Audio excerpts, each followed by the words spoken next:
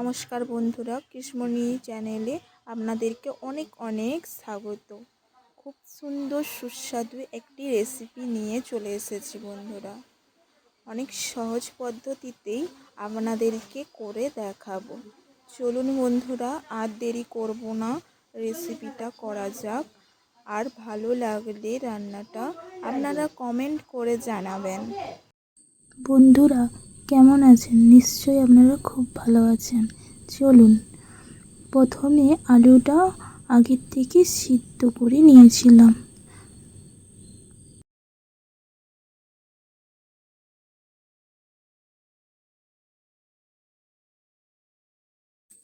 তারপর আলুটা ভালো করে নেড়ে নেড়ে ভেজে নিতে হবে, খুব সুন্দর করে ভাজতে হবে। তারপর আলুগুলো তুলে নেব।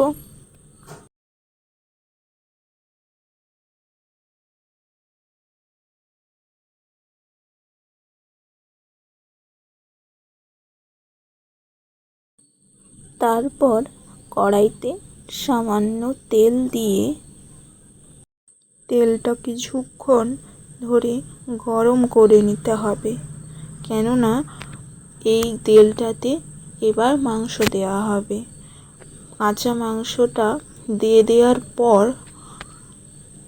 আপনারা কিন্তু জল অ্যাড করবেন না, কেননা মাংসটা খুব সুন্দর করে ভাজা করতে হবে। প্রথমে সামান্য হলুদ গুঁড়ি দিয়ে দেব, তারপর আন্দাজ মতো লবণ দিয়ে দিতে হবে। তারপর বন্ধুরা ভালো করে নেড়ে নেড়ে ভেজে নেবেন, যেন একটুকুনো জল না থাকে। ব্রয়লার মাংস মানেই তো জানেন বন্ধুরা, এতে জলটা যেন না থাকে।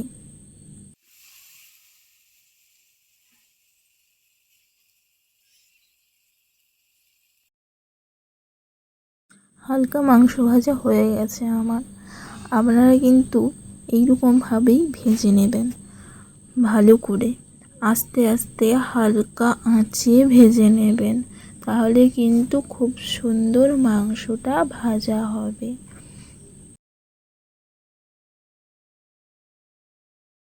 মাংসটা খুব সুন্দর করে ভাজা হয়েছে, এই রকমভাবে ভেজে নেবেন। এবার মাংসটা তুলে নেব। আমরা কিন্তু বন্ধুরা ছোটবেলায় মাংস ভাজা অনেকবার খেয়েছি। আপনারাও এরকম মাংস ভাজা করে খাবেন, খুব সুন্দর লাগে কিন্তু। এই মাংস ভাজা দিয়ে ভাত খেতে খুবই সুন্দর লাগে। তারপর কড়াইটা পরিষ্কার করে কড়াইটিতে সরষের তেল দিয়ে দেব। সরষের তেলটা ভালোভাবে গরম করে নিতে হবে। তারপর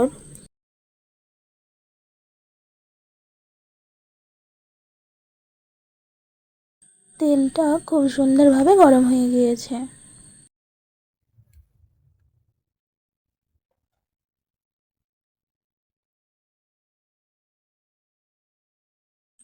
এবার তেলে কাঁচা লঙ্কা 3-4 পিস দিয়ে দিতে হবে, জিরে। তারপর আন্দাজ মতো পেঁয়াজ দিয়ে দিতে হবে। তারপর ভালো করে নেড়ে চেড়ে বাদামি বর্ণ করে নিতে হবে। হালকা আঁচে এটা ভালোভাবে নেড়ে নেড়ে ভেজে নিতে হবে। একটু লবণ দিয়ে দেব ভালোভাবে পেঁয়াজটা ভাজার জন্য। হালকা বাদামি কালার চলে এসেছে বন্ধুরা, এই রকমভাবে পেঁয়াজটা ভেজে নেবেন।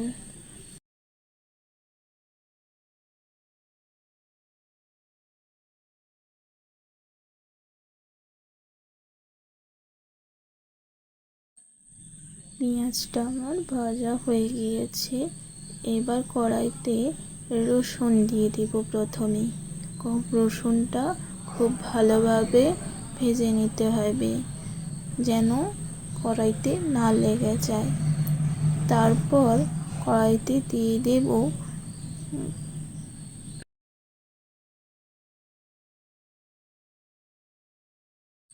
এবার দিয়ে দেব আদা বাটা। আদাটা ভালোভাবে ভেজে নিতে হবে, সেটাও যেন না কড়াইতে না লেগে যায়, এটা দেখে নেবেন। যদি কড়াইতে হালকা লেগে যায় তাও আপনারা জলে হালকা দিয়ে দেবেন, ঠিক আছে। আমি জল দিচ্ছি না, কারণ কড়াইটিতে আমার লাগেনি, তার জন্য।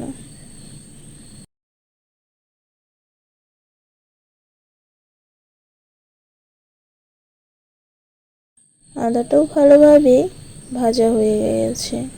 এবার দিয়ে দেব শুকনো লঙ্কা বাটা। শুকনো লঙ্কা বাটাটা দিলে টেস্টটা খুব সুন্দর আসে। এবার দিয়ে দেব ধনা গুঁড়ি। ধনা গুঁড়ি পর দিয়ে দেব হলুদ গুঁড়ি সামান্য, দিয়ে ভালো করে ভেজে নেব মশলাটা। মশলাটা ভাজা হালকা জল অ্যাড করে দেবেন, নাহলে কড়াইতে লেগে যেতে পারে।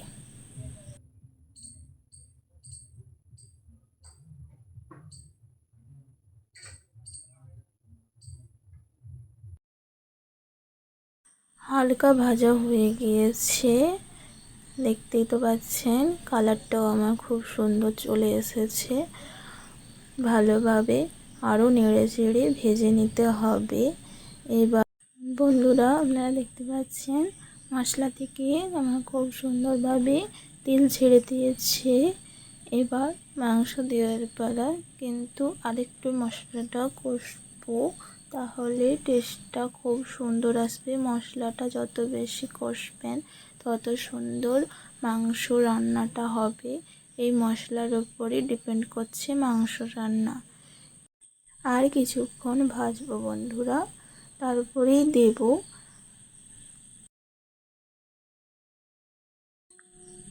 মশলাটা ভালো করে ভাজা হয়ে গিয়েছে।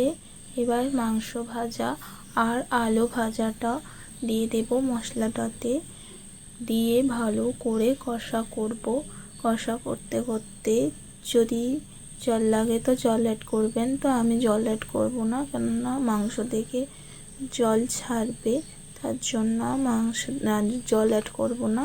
আপনারাও নাও করতে পারেন, ঠিক আছে, কেননা ব্রয়লার মাংসতে জল থাকে, সবাই জানেন।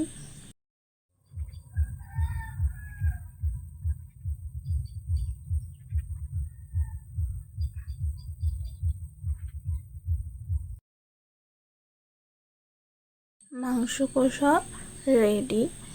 এবার হালকা করে নেড়ে চেড়ে, হালকা আছে তবু নেড়ে নিচ্ছি, দিয়ে হালকা করে ঢাকা দিয়ে দিচ্ছি।